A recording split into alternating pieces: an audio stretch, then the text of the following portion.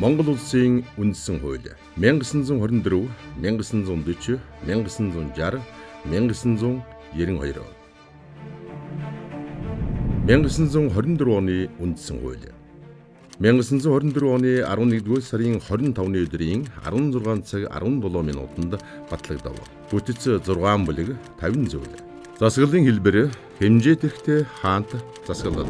Бүгд найрамдах Монгол ард улсын дээд эрхийг улсын хурлд хадгалах бөгөөд мөн хурлын чөлөө цагт улсын багварлалд хадгалуулах ба багварлын тэргүүлэгчид ба засгийн газрын дунд хадгалуулбал зохино. 1940 оны үндсэн хууль 1940 оны 6 дугаар сарын 30-ны өдөр батлагдав. Бүтэц 12 бүлэг 108 зүйл. Засаглалын хэлбэр авторитар. Бүгд найрамдах Монгол ард улсын төрийн эрхийг барих дээд газар нь улсын хурл мөн. Улсын хурлыг 3500 хүн тутмаас нэжгээд депутатаар бодож сонгуулийн тойргуудаар бүгд найрамдах Монгол ард улсын иргэд сонгоно. Улсын хурлыг 4 жилийн хугацаагаар сонгоно. 1960 оны үндсэн хууль 1960 оны 7 дугаар сарын 6-ны өдөр батлагдав. Бүтэц 10 бүлэг 94 зүйл. Засаглалын хэлбэр авторитар. Онцлог 1924, 1940, 1960 оны үндсэн хуулиудад шашин шүтэх, эвлэлдэн нэгдэх, үг хэлэх, хэвлэн нийтлэх зэрэг эрхчлөө тунхагласан боловч бодит байдал дээр хэрэгжих боломжгүй бөгөөд хориглогддог байлаа. Бүгд найрамдах Монгол ард улсын төрийн эрхийг барих дээд байгууллага нь ардын их хурл юм. 1992 оны үндсэн хууль 1992 оны 1-р сарын 13-ны өдрийн 11 цаг 35 минутанд батлагдав. Бүтэц 6 бүлэг 70 зүйл. Парламентын засаглалтай бүгд найрамдах улс. Монгол улсын хурл болоо төрийн эрх барих дээд байгууллага мөн бөгөөд хууль тогтоох эрх мэдлийг гагцгүй улсын хурлд хадгална. Улсын хурл нь нэг танхимтай 76 гишүүнтэй байна.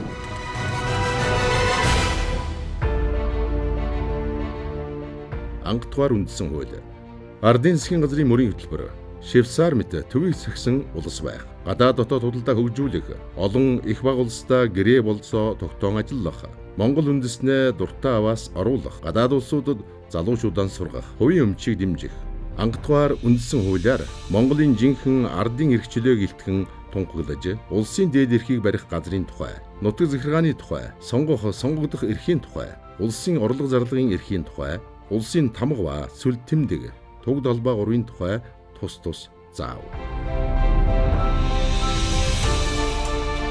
Ангадугаар үндсэн хуульд бүх Монгол улсыг үүнээс хойш бүгд найрамдах бүрэн эрхтэй ард улс хэмээн улсын дээд эрхийг жинхэнэ ардад эзлүүлэн улсын аливаа хэргийг улсын хурл мөн хурлаар сонгогдсон засгийн газраас гүйцэтгэн шийдвэрлэх явдлыг нийтээр сүслэн дагвал зохино.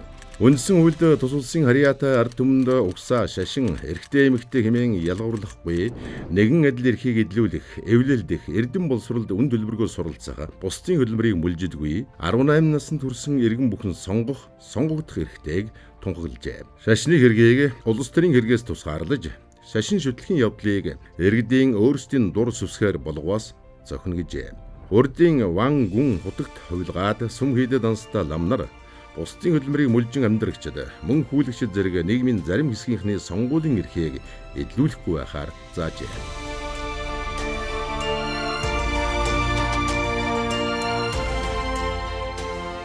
(1940) оны үндсэн хууль. Бүгд найрамдах Монгол ард улсын үндсэн хуулийн тухай илтгэлийг Чавлсан давж хэлэлцүүлэв. Үндсэн хуулийг батлав. Уг үндсэн хууль 12 бүлэг 95 зүйлээс бүрдсэн байна. Тус орны нийгмийн байгууллагын хөгжлийн онцлог, мөн чанарыг шинээр тодорхойлсон. Энэхүү үндсэн хуулиар бүгд найрамдах Монгол ард улс болвоос эзэрхий төрөмгий ба феодалын дарлыг устгасан. Цаашдаа нийгэм журамд дэвшин урахын учраа улс орон юугаан хөрөнгөтний ус замаар хөгжүүлэх явдлыг хангаж, бүхий л хөдөлмөрчин, малчин, ажилчин, сэхэтэн ардын тусгаар тогтносон улс мөн хэмээн заасан. Бүх газар түүний хөрсөн доорх зүйлүүд, ой мод, ус ба тэдгээрийн баялаг, фабрик завод, төмөрлөг, алд улсруулах явдал, төмөр зам, усан ба агаарын тээвэр, холбоо харилцааны хэрэгсэл, банк, машинаар өв садах станц, улсын аж ахуйнууд, улсын өмч буюу нийт ардын хөрөнгө мөн. 1940 оны сонгууль Ард иргэдийн үндсэн эрх ба үүргүүд хэмээх бүлгийг тусгайлан гаргасан. Ажлын сахилга батыг сахиж, аж ахуй, соёлыг бүхий талаар хөгжүүлэхэд авиас хүчээр дайчлан албаах эх орноо хамгаалах үүргийг хуульчлан тогтоожээ. Монгол Ардын хувьсгалт нам бол улс, нийгмийн бүх байгууллагыг удирдан чиглүүлэх үүрэгтэй гэж намын удирдан чиглүүлэх үүргийг хуульчлан тогтоосон юм.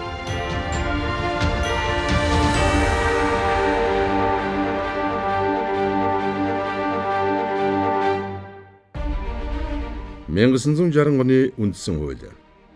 Бүгд найрамдах Монгол ард улс бол ажилчид хоршоолсон ардууд, малчид тариачид, хөдөлмөрч сэхэтний улс бөгөөд түүний үндэс нь ажилчин анги, хоршоолсон ардын холбоо мөн. Бүгд найрамдах Монгол ард улсын эдийн засгийн үндэс бол үйлдвэрлэлийн хэрэгслийг нийтээрээ өмчлөх социалист өмч мөн. Бүх хүч чадал, эрдэм мэдлэгээ социализм байгуулах үйлстэй бүрнэн зориулах үндсэн хуулийг ёсчлон сахихаар хуульчилсан. Бүгд найрамдах Монгол ард улсын төр нийгмийн удирдан чиглүүлэх хүч бол бүхнийг ялагч марксист, ленинист онолыг үйл ажиллагаандаа удирдлага болгодог Монгол Ардын хувьсгалт нам мөн. 1960 оны үндсэн хууль нь шинж чанарын хувьд социалист хэв маягийн үндсэн хууль байв.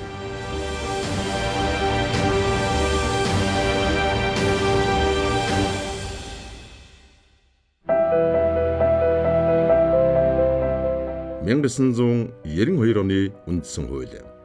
Үндсэн хуулийн төслийг 7000 гаруй байгууллага, 900 гаруй мянган хүн оролцож, 200 мянга гаруй санал гарчээ. Улсын бага хурал 2 удаа хэлэлцэж, ардыг хуралд оруулсан байна. 1992 оны 1-р сарын 13-нд батлав. Монгол улсад нэг шаттай парламент, ерөнхийлөгчийн институт бүхий бүгд найрамдах засаглалын ардчилсан хэлбэрийг хуульчлан батлуулсан юм.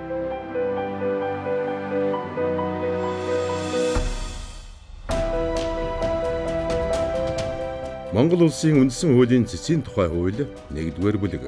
1-р зүйл. Монгол улсын үндсэн хуулийн цэц.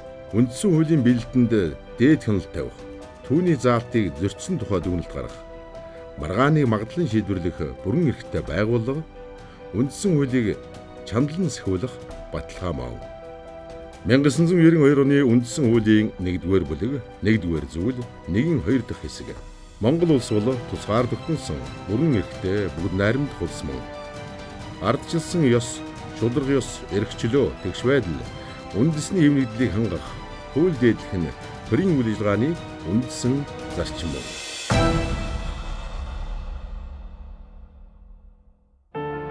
Монгол улсын үндсэн хуульд хүний эрх, эрхчлөөг хангахтай холбоотойгоор дараах заалтуудыг тусгажээ. 1924 оны үндсэн хуульд 35-ын 3 урдын ван, гүн ба худаг туйлгаад орон хийдэд өргөлж суух, санваартан, лам нар сонгох, сонгогдох эрхгүй. 1940 оны үндсэн хуульд бүгд найрамдах Монгол ард улсын 18 наснд хүрсэн бүх иргэн нас, хүйс, шашин шүтлэг, эрдэм чадвар, эд хөрөнгө, нүүдлийн ба сууршмал байдлыг харгалзахгүй, сонгох, сонгогдох эрхтэй гэж заажээ. 1960 оны үндсэн хуульд эрхтэй, эмэгтэй, арьс, яс үндэс, шашин шүтлэг, нийгмийн гарал байдлаар ялгуурлахгүй тэгш эрхтэй байх. 1992 оны үндсэн хуульд амьд явах, эрүүл аюулгүй орчинд амьдрах, хөрөнгө шударгаар олж явах, эзэмших, өмчлөх, өв залгамжлуулах гэх мэт эрхийг баталгаажуулж өгчээ. Засаглалын хувьд 1924 оны үндсэн хуульд бүгд найрамдах Монгол ард улсын дээд эрхийг улсын хурал хадгалах бөгөөд мөн хурлын чөлөө цагт улсын бага хуралд хадгалуулах ба бас мөн хурлын чөлөө цагт бага хурлын тэргүүлэгчид ба мөн хурлын чөлөө цагт засгийн газрын дунд хадгалуулбал зохино. 1940 оны үндсэн хуульд бүгд найрамдах Монгол ард улсын төрийн үндэс нь бүх шатны ардын хурал гэж хуульчилсан. Монгол ардын хувьсгалт намыг улс нийгмийн бүх байгууллагуудыг удирдах гол хүч хэмээн тодорхойлсон. Социалист маягт өгсөн ангийн шинж нартай хууль байв. 1960 оны үндсэн хууль тус улсын улс төрийн үндэс нь бүх шатны ардын депутатын хурал болсон байна. Бүгд найрамдах Монгол ард улсын төр нийгмийн удирдан чиглүүлэх хүч бол Монгол ардын хувьсгалт нам мөн. Шинж чанарын хувьд социалист хэм маягийн үндсэн хууль байлаа. 1992 оны үндсэн хуульд хууль тогтоох, гүйцэтгэх, шүүх. 1992 онд баталсан үндсэн хууль 70 зүйлтэй бөгөөд хамгийн сүүлд 2019 онд улсын хурлаар үндсэн хуульд нэмэлт өөрчлөлт оруулахыг дэмжин баталсан. Үндсэн хууль нь улс орны тусгаар тогтнол, бүрэн эрхт байдал, хүний эрх, эрх чөлөөг баттгсан, төрийн эрх мэдлийг хуваарлах зарчим дээр үндэслэгдсэн хуулиудын хууль бүхий дээд хүчин чадалтай улс төр эрх зүйн баримтч хэмээн тодорхойлсон байна. Ер нь төрийн эрх мэдэл хуваарлах онолыг бүтээж үндсэн хуулийн нэг гол зарчим үзэл баримтлал болгосон явдал нь хүн өөрийнхөө эрх чөлөөг хамгаалах талаар хийсэн ололт гэж зарим судлаачид онцолсон байна.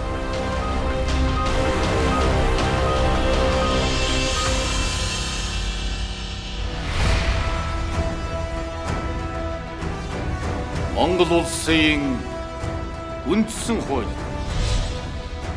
Монголын ард түмэн бид улсын хамт ус ард тогтоол бүрэн эрхт байдлыг баталгаажуулж, хүний эрх чөлөө шударга ёс, үндэсний хэгэв нэгдийг эрх мэдэн дээдэлж, төрд ёс, түүх соёлын уламжлалыг нандинг өвдөж, өн төрлөختний соёлын шлин ололтыг хүндэт үзэж, их орондоо хүмүүнлэг иргэний ардчилсан нийгэм зохицуулан хөгжүүлэхийг эрхэм зорилго болгоно.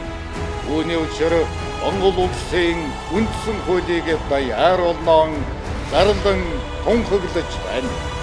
Мэдэх түн сахих